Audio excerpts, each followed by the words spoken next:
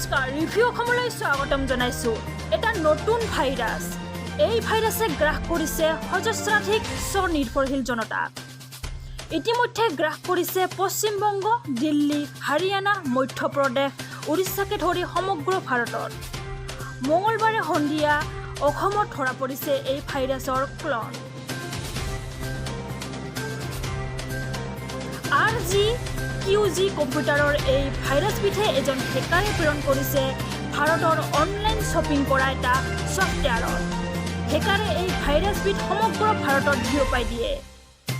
মিনিটতে সকলো ফাইল গ্ৰাস কৰি পেলোৱা এই ভাইৰাছবিধে বিভিন্ন উদ্যোগ আৰু ক্ষুদ্ৰ উদ্যোগ, ডিজিটেল সংবাদ মাধ্যম, অনলাইন কৰ্মৰ লগত জড়িতসকলৰ মূৰ কামৰণি কৰিছে এই ভাইৰাছবিধে।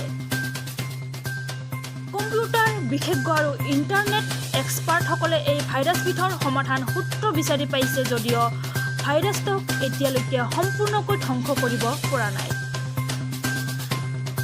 আৰু হেকাৰজনে ক'ৰ পৰা এই ভাইৰাছবিধ প্ৰেৰণ কৰিছে এই স্থান নিৰ্ণয় কৰিব পৰা নাই।